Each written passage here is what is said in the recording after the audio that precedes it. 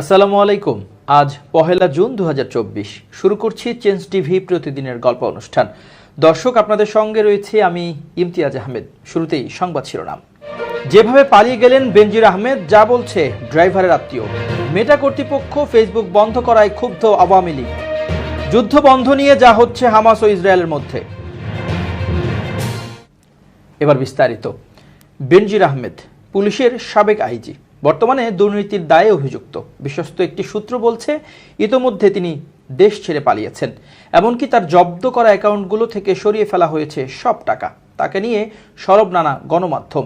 দেশে নেই বেনজির শিরোনামে যুগান্তরের খবরে বলা হয়, বেনজিরের বিরুদ্ধে দুর্নীতির অভিযোগ ও হাজার কোটি টাকার সম্পদের তথ্য প্রকাশের পর একা হয়ে পড়েছেন তিনি। চলে গেছেন পরিচিতির গণ্ডির বাইরে। তবে বেনজিরের অবস্থান নিশ্চিত হওয়া গেছে, বেনজির এখন দেশে নেই। হযরত শাহজালাল আন্তর্জাতিক বিমানবন্দরের ইমিগ্রেশন পুলিশের রেকর্ডে উল্লেখ আছে, গত 4 মে সিঙ্গাপুরের উদ্দেশ্যে তিনি ঢাকা ত্যাগ করেন। এ সময় পরিবারের সদস্যরা তার সঙ্গে ছিলেন। এদিকে বেনজির পরিবারের সম্পদের খোঁজে তল্লাশি অব্যাহত রেখেছে দুর্নীতি দমন কমিশনের অনুসন্ধান টিম। ধারাবাহিকভাবে তারা বেনজির পরিবারের নামে বেনামে নতুন নতুন সম্পদের তথ্য পাচ্ছে। যুক্তরাষ্ট্রের চাপে দুর্নীতির বিরুদ্ধে বড় পদক্ষেপ শিরোনামে দেশ রূপান্তরের খবরে উঠে এসেছে এসব ভয়াবহ তথ্য। সরকার ও আওয়ামী লীগের গুরুত্বপূর্ণ পদে থাকা একাধিক ব্যক্তির সঙ্গে আলাপ করে জানা গেছে, দুর্নীতি, মানবাধিকার ও গণতন্ত্র প্রশ্নে যুক্তরাষ্ট্রের সঙ্গে আওয়ামী লীগ সরকারের সম্পর্কের যে টানাপোড়েন চলছে, তা থেকে উত্তরণের প্রথম ধাপ হলো বেনজিরের বিরুদ্ধে ব্যবস্থা গ্রহণ। যুক্তরাষ্ট্রের সঙ্গে সম্পর্ক উন্নয়ন করতে পর্যায়ক্রমে এমন আরও কিছু ব্যক্তির বিরুদ্ধে ব্যবস্থা নিতে পারে সরকার। একটি গ্রহণযোগ্য সূত্র বলছে, বেনজির আহমেদ তার বিরুদ্ধে সরকারের অ্যাকশনের সিগন্যাল পেয়েই দেশ ত্যাগ করেছেন। অত্যন্ত গোপনীয়তার সঙ্গে তিনি এই কাজ করেছেন। তার ব্যক্তিগত গাড়ি চালকের এক আত্মীয় বলেছেন, তার দেশ ত্যাগের বিষয়টি গোপন রাখা হয়েছিল। কেবলমাত্র স্ত্রী, কন্যা এবং গাড়ি চালক জানতো যে কবে, কখন, কিভাবে তিনি এয়ারপোর্ট পার হয়ে দেশ ছাড়বেন। এমনকি নিকটাত্মীয়দেরও এ বিষয়ে কোনো কিছু জানাননি বেনজির আহমেদ। বেনজিরের গাড়ি চালকের ওই আত্মীয় নাম প্রকাশ না করার শর্তে বলেন, দেশে সবকিছু স্যাটেল করে চলে গেছেন বেনজির স্যার, আর ফিরতে পারবেন না। তা নিশ্চিত হওয়ায় বেনজির আহমেদ তার সম্পদের বিষয়েও বিশ্বস্ত 2-3 জনকে নির্দেশনা দিয়ে গেছেন। এদিকে বেনজির আহমেদ যেন পালাতে না পারেন সে বিষয়ে আদেশ চেয়ে আবেদনকারী আইনজীবী ব্যারিস্টার ওমর ফারুক বলেছেন, যারা বেনজিরকে দেশ ত্যাগে সহযোগিতা করেছেন তাদেরকে আইনের আওতায় না আনলে ন্যায্য বিচার পাওয়া যাবে না। সাবেক এই আইজিপিকে পালাতে দিয়ে আইনের শাসন ও দুদককে বৃদ্ধাঙ্গুলি দেখিয়েছেন এক শ্রেণীর কর্মকর্তারা। একটি সূত্র বলছে, বেনজিরের ব্যক্তিগত গাড়ি চালককে জিজ্ঞাসাবাদ করলে বেরিয়ে আসবে প্রকৃত তথ্য। বেনজির আত্মগোপন অবস্থায় থাকলেও তার শুভাকাঙ্ক্ষী হিসেবে পরিচিত কয়েকজনের সঙ্গে কথা বলে জানা গেছে, 6 জুন দুদকের তলবের জবাব দিতে সব ধরনের প্রস্তুতি রয়েছে। এই কাজে বেশ কয়েকজন আইনজীবীর একটি টিম কাজ করছে। নির্ধারিত দিনে বেনজিরের পরিবর্তে তার আইনজীবীরা দুদকে হাজির হয়ে তথ্য উপাত্ত উপস্থাপন করার প্রস্তুতি নিচ্ছেন। এদিকে ভয় দেখিয়ে সংখ্যালঘুদের জমি কিনে নেন বেনজির। প্রথম আলোর শিরোনাম এটি। এতে বলা হয়, পুলিশের সাবেক মহাপরিদর্শক বেনজির আহমেদ ও তার পরিবারের সদস্যদের নামে গোপালগঞ্জ ও মাদারীপুরে প্রায় 600 বিঘা জমি কেনা হয়েছে। এসব জমির প্রায় সবই ছিল হিন্দু সম্প্রদায়ের। তারা বলছেন, জমি বিক্রি ছাড়া তাদের কোনো উপায় ছিল না। ভয় দেখিয়ে, জোর করে এবং নানা কৌশলে তাদের কাছ থেকে জমিগুলো কেনা হয়েছে। গোপালগঞ্জ ও মাদারীপুরে গিয়ে জমি বিক্রি করা হিন্দু পরিবারগুলোর সঙ্গে কথা বলে জানা গেছে, তাদের জমি কিনতে এক পুলিশ কর্মকর্তাকে নিয়োজিত রেখেছিলেন বেনজির আহমেদ। বেনজির পরিবারের রিসোর্টের নির্মাণ কাজের তদারক করতেন পুলিশ ও র্যাবের কিছু সদস্য। তাদের দিয়ে তরমুজ চাষ সহ কৃষিকাজও করানো হয়েছে। মাঠ পর্যায়ের একজন পুলিশ কর্মকর্তা বিষয়টি প্রথম আলোর কাছে স্বীকারও করেছেন। তিনি বলেন, ঊর্ধ্বতন কর্মকর্তারা নির্দেশ দিলে কিছু করার থাকে না। পুলিশের সাবেক মহাপরিদর্শক বেনজির আহমেদ ব্যক্তিগত অপরাধ করে থাকলে তার দায় পুলিশ নেবে না বলে জানিয়েছেন স্বরাষ্ট্রমন্ত্রী আসাদুজ্জামান খান কামাল। শনিবার ঢাকা বিশ্ববিদ্যালয়ের টিএসসি অডিটোরিয়ামে মাদ্রাসা শিক্ষার্থীদের বক্তৃতা প্রতিযোগিতার পুরস্কার বিতরণী অনুষ্ঠানে তিনি এসব কথা বলেন। আসাদুজ্জামান খান কামাল বলেন, সাবেক আইজিপি বেনজির আহমেদ দুর্নীতি করে থাকলে এটা তার ব্যক্তিগত ব্যাপার, এর দায় পুলিশ নেবে না। তদন্তের পরই জানা যাবে তিনি কি করেছেন। তিনি বলেন, তাকে এখনো নিষেধাজ্ঞা দেওয়া হয়নি, তার আগেই তিনি দেশ ছেড়ে চলে গেছেন বলে শুনেছি। যদিও তার যাওয়ার ব্যাপারে আমি জানি না, বিস্তারিত জেনে এ বিষয়ে কথা বলবো। ঝিনাইদহ 4 আসনের সংসদ সদস্য এমপি আনোয়ারুল আজিম আনার হত্যাকাণ্ড ইস্যুতে স্বরাষ্ট্রমন্ত্রী বলেন, মূল মামলা ভারতেই হয়েছে, তাই ভারত সরকার যুক্তরাষ্ট্রে আবেদন করতে পারবে। তিনি বলেন, যে যেখানেই আছে তাদের ধরতে আদেশ দেওয়া হয়েছে। পালাতকদের নেপাল থেকে ফিরিয়ে আনার ব্যবস্থা নেওয়া হবে। যারা অপরাধী তাদের আইন অনুযায়ী ব্যবস্থা নেওয়া হবে। সংঘবদ্ধভাবে অসত্য প্রচারের কারণে বাংলাদেশের 50টি ফেসবুক আইডি ও 98টি পেজ বন্ধ করে দিয়েছে ফেসবুক। এসব কর্মকাণ্ডের সঙ্গে আওয়ামী লীগ ও দলটির গবেষণা cell centre for research and information CRI এর সংশ্লিষ্টতা পেয়েছে মেটা। প্রতিষ্ঠানটি জানিয়েছে এসব অপকর্মের নেপথ্যে যারা রয়েছে তারা ভুয়া ফেসবুক অ্যাকাউন্ট ব্যবহার করেছে, যার অনেকগুলো স্বয়ংক্রিয় ব্যবস্থার মধ্য দিয়েই চিহ্নিত হয়েছে এবং বন্ধ করে দেওয়া হয়েছে। ফেসবুকের মূল কোম্পানি মেটার 2024 সালের প্রথম ত্রৈমাসিক প্রতিবেদনে এসব কথা বলা হয়েছে। মেটা যেসব অ্যাকাউন্ট বন্ধের কথা বলেছে তার মধ্যে আওয়ামী লীগের গবেষণা cell centre for research and ইনফরমেশনের সমন্বয়ক তন্ময় আহমেদের টুইটার অ্যাকাউন্টও রয়েছে। মেটার প্রতিবেদনে বলা হয়েছে এই চক্রটি বাংলাদেশ ভিত্তিক এবং বাংলাদেশের মানুষই ছিল তাদের প্রধান টার্গেট। এই পেজগুলোর মধ্যে কোনোটির একেবারে কল্পিত কোনো সংস্থার পরিচয় দিয়েছে, আবার কিছু কিছু ক্ষেত্রে বাংলাদেশের প্রতিষ্ঠিত সংবাদ মাধ্যমের নাম ব্যবহার করেছে। কিছু পেজ বাংলাদেশের জাতীয়তাবাদী দল বিএনপির নাম ব্যবহার করেছে এবং বিএনপি বিরোধী কন্টেন্ট পোস্ট করেছে। এসব পেজের বিচরণ ইউটিউব, এক্স সাবেক টুইটার, টিকটক, টেলিগ্রাম সহ বিভিন্ন প্ল্যাটফর্মেও ছিল, পাশাপাশি নিজেদের ওয়েবসাইটও ছিল। মেটার প্রতিবেদনে বলা হয়েছে এই চক্র প্রধানত বাংলা ভাষায় এবং ইংরেজিতে বাংলাদেশের রাজনীতি, নির্বাচন, বিএনপির সমালোচনা, বিএনপির বিরুদ্ধে দুর্নীতির অভিযোগ, নির্বাচন পূর্ব সহিংসতায় বিএনপির সংশ্লিষ্টতার অভিযোগ নিয়ে সংবাদ ও চলতি ঘটনা পোস্ট করত। পাশাপাশি বর্তমান সরকার, ক্ষমতাসীন দল এবং বাংলাদেশের প্রযুক্তিগত উন্নয়নে এর ভূমিকা এসব সমর্থন করে বিভিন্ন ধরনের মন্তব্য করত। এবার খুব জরুরি 1 মিনিট জানাচ্ছেন ইউনেস্কো ক্লাব পুরস্কার বিজয়ী সাংবাদিক আমিরুল মোমিনিন মানিক। খুব জরুরি 1 মিনিটে প্রত্যেককে আমন্ত্রণ। প্রিয় বন্ধুরা, মাঝে মাঝেই নিজেকে প্রশ্ন করা উচিত যে আমি কেন বেঁচে আছি, কোন কাজে আমি আনন্দ পাই আর কোন কাজে ব্যথিত হই। আপনি যদি এগুলো নিজে নির্ধারণ না করতে পারেন তাহলে জীবনের প্রকৃত আনন্দ বা উদ্দেশ্য খুঁজে পাবেন না। সেই জন্যে নিজের মনকে আগে প্রশ্ন করে জেনে নিতে হবে আমি কেন বেঁচে আছি, কোন উদ্দেশ্য আমার সামনে আছে যেটি বাস্তবায়ন করতে পারলে আমি পরিতৃপ্ত হব। প্রিয় বন্ধুরা, জীবনের লক্ষ্য এবং উদ্দেশ্য যদি স্থির না থাকে তাহলে বেঁচে থাকার মধ্যে কোনো তাৎপর্য নেই বা প্রয়োজনও নেই। সেই জন্যে বারবার জীবনে উৎসাহ উদ্দীপনা ঝালিয়ে নেবার জন্য এই প্রশ্নটির জবাব আপনাকেই খুঁজতে হবে যে আমি কেন বেঁচে আছি। যারা দেখছেন এই মুহূর্তে আজ থেকেই এই উত্তরটি খোঁজার চেষ্টা করুন। সবাই ভালো থাকবেন, শুভেচ্ছা নিরন্তর।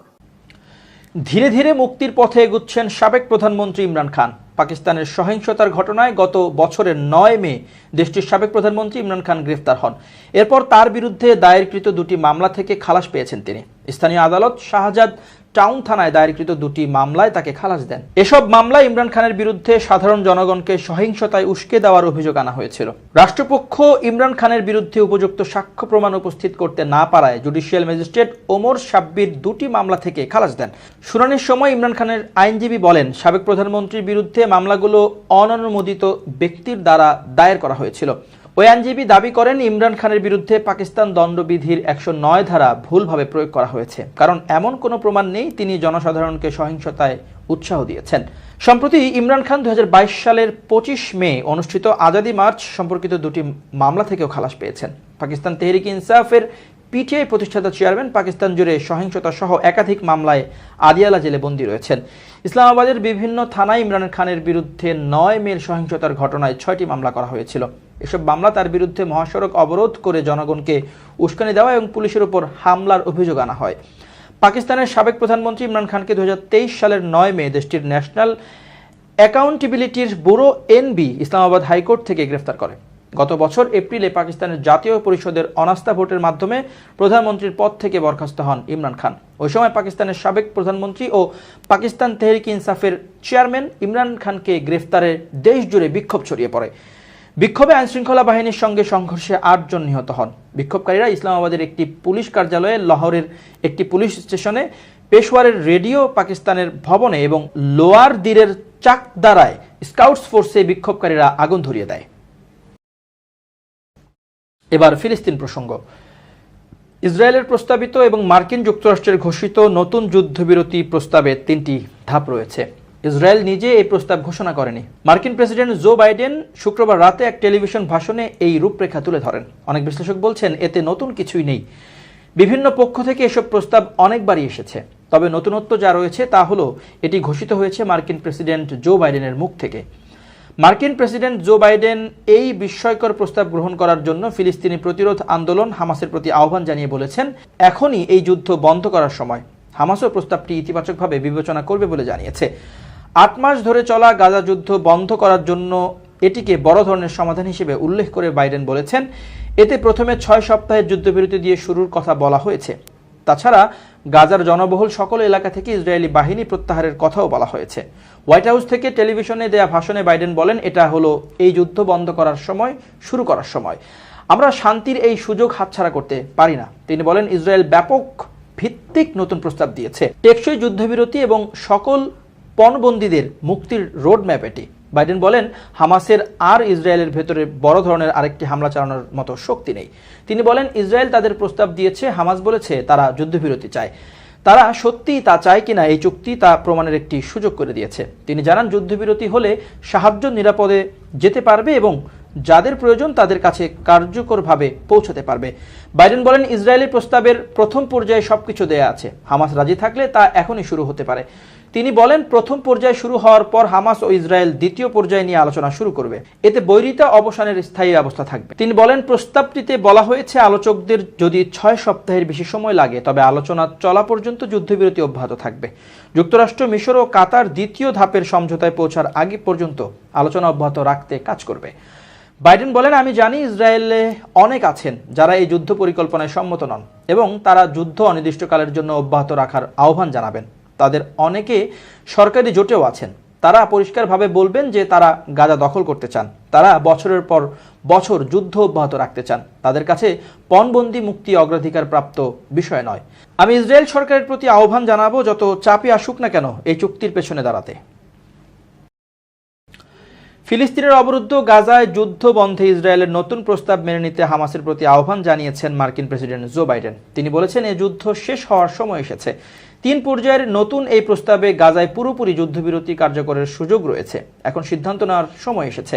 গাজায় স্থায়ী যুদ্ধবিরতির এই প্রস্তাবকে ফিলিস্তিনি প্রতিরোধ আন্দোলন হামাস ইতিবাচকভাবে দেখছে। হামাস এক বিবৃতিতে জানিয়েছে, হামাস স্থায়ী যুদ্ধবিরতি এবং গাজা থেকে ইসরায়েলি বাহিনীর পূর্ণ প্রত্যাহার, বাস্তুচ্যুত লোকদের তাদের বাড়িঘরে ফেরা, সত্যিকারের বন্দি বিনিময়ের যে কোনো প্রস্তাবকে ইতিবাচক ও গঠনমূলকভাবে দেখতে প্রস্তুত। হামাস জানায়, বাইডেনের স্থায়ী যুদ্ধবিরতির আহ্বান হলো আমাদের জনগণের সংগ্রামের কিংবদন্তি তুল্য দৃঢ়তা এবং তাদের সতর্ক প্রতিরোধের ফল। হামাসের এই মন্তব্যে সংশ্লিষ্টদের মনে স্বস্তি এনে দিয়েছে। হামাস এতদিন অভিযোগ করে আসছিল যে যুক্তরাষ্ট্র খোলামেলাভাবেই ইসরায়েলের পক্ষ নিয়ে যুদ্ধবিরতিতে বাধা দিয়ে আসছে। যুদ্ধবিরতিতে মধ্যস্থতার কাজে জড়িত এক ফিলিস্তিনি কর্মকর্তা রয়টার্সকে জানিয়েছেন, হামাস এখন দেখছে যে ভিন্ন মনোভাব নিয়ে আলোচনায় ফেরার জন্য ইসরায়েলের ওপর চাপ দেওয়ার দিকে মনোযোগ দিয়েছে যুক্তরাষ্ট্র। তারা ইসরায়েলকে বার্তা দিচ্ছে যে যুদ্ধবিরতি মেনে না নিলে তারা আমেরিকার সাথে সংঘাতে জড়ানোর ঝুঁকিতে পড়তে পারে। মার্কিন এক কর্মকর্তা পরিচয় প্রকাশ না করার শর্তে বলেছেন, যুদ্ধবিরতি প্রস্তাব 4.5 পৃষ্ঠার। এতে যুদ্ধবিরতির শর্তগুলো বিস্তারিতভাবে দেয়া আছে। ওই কর্মকর্তা বলেন, হামাস আগের রাতে প্রস্তাবটি পেয়েছে, তাদের সিদ্ধান্ত নিতে সময় লাগবে। তিনি আরও বলেন, হামাস ইতোপূর্বে যেসব দাবি উত্থাপন করেছিল এতে ছোটোখাটো কিছু বাদ দিয়ে সবই পূরণ করা হয়েছে। ইসরায়েলের প্রস্তাবিত এবং মার্কিন যুক্তরাষ্ট্রের ঘোষিত নতুন যুদ্ধবিরতি প্রস্তাব 3টি ধাপ রয়েছে। ইসরায়েল নিজে এই প্রস্তাব ঘোষণা করেনি। মার্কিন প্রেসিডেন্ট জো বাইডেন শুক্রবার রাতে এক টেলিভিশন ভাষণে এই রূপরেখা তুলে ধরেন। অনেক বিশ্লেষক বলছেন, এতে নতুন কিছুই নেই। বিভিন্ন পক্ষ থেকে এসব প্রস্তাব অনেকবারই এসেছে। তবে নতুনত্ব যা রয়েছে তা হলো এটি ঘোষিত হয়েছে মার্কিন প্রেসিডেন্ট জো বাইডেনের মুখ দিয়ে। এবার প্রযুক্তির খবর। গুগলের জনপ্রিয় ভিডিও শেয়ারিং প্ল্যাটফর্ম ইউটিউব এই স্ট্রিমিং পরিষেবায় যোগ হলো নতুন ফিচার। ইউটিউব অ্যাপে গেমস খেলা যাবে। এই ফিচারটি কম্পিউটারের পাশাপাশি স্মার্টফোনেও উপভোগ করা যাবে। গত বছর এই ফিচারটি নিয়ে পরীক্ষা নিরীক্ষা করে গুগল। এখন এই প্লেবল ফিচার সবার জন্য এসেছে। প্লেবলের কারণে আপনাকে আলাদা কিছু করতে হবে না। অ্যাপে গিয়ে সহজেই গেমিং করতে পারবেন। এখানে আপনাকে অনেক বিনোদন বৈশিষ্ট্য দেওয়া হবে যা আপনার প্রথম পছন্দ হতে পারে। এর মানে এখন ইউটিউব ব্যবহারকারীদের ভিডিও দেখার পাশাপাশি নতুন সব ফিচার দিতে চলেছে। প্লেবল নামের এই ফিচারটি সরাসরি দেখা যাবে ইউটিউব অ্যাপে। বিশেষ বিষয় হলো, গেমটি খেলতে ব্যবহারকারীদের কোনো টাকা দিতে হবে না। এটি সম্পূর্ণ বিনামূল্যে হতে যাচ্ছে। ফিচারটি চালু করার পর কোম্পানি বলেছে যে এর সাহায্যে আপনার ইউটিউবের অভিজ্ঞতা একেবারে আলাদা হতে চলেছে। এমন পরিস্থিতিতে ব্যবহারকারীরা অনেক মজা পেতে চলেছেন। এই ফিচারের অধীনে ইউটিউব ব্যবহারকারীদের 75টি গেম সরবরাহ করছে। এর মধ্যে রয়েছে angry bird, cat the rope এবং ট্রিভিয়া ক্র্যাকের মতো গেমের নাম। এগুলো ব্যবহার করা আপনার পক্ষে খুব সহজ হয়ে যায়। বিশেষ বিষয় হলো এই ফিচারের পরে আপনাকে কিছু করারও প্রয়োজন নেই। আপনি সহজে যান এবং গেম খেলতে পারেন। এর সঙ্গে মোবাইল স্টোরেজও ফ্রি হতে চলছে। এটি প্রথম নয় যে ইউটিউব তার বৈশিষ্ট্য পরিবর্তন করেছে। এছাড়াও ইউটিউব তার নীতিতে বেশ কয়েকবার পরিবর্তন করেছে। দর্শক, শেষ করছি প্রতিদিনের গল্পের আজকের গল্প। changetv.press বাংলাদেশের ইউটিউব জার্নালিজমের অগ্রদূত। ভিজিট করুন এর ওয়েবসাইট www.changetv.press, youtube.com/changetv.press এবং সাবস্ক্রাইব করুন চ্যানেলটি। নিয়মিত লাইক, কমেন্ট ও শেয়ার করে আপডেট রাখুন নিজেকে। ভালো থাকুন, নিরাপদে থাকুন। শুভেচ্ছা নিরন্তর।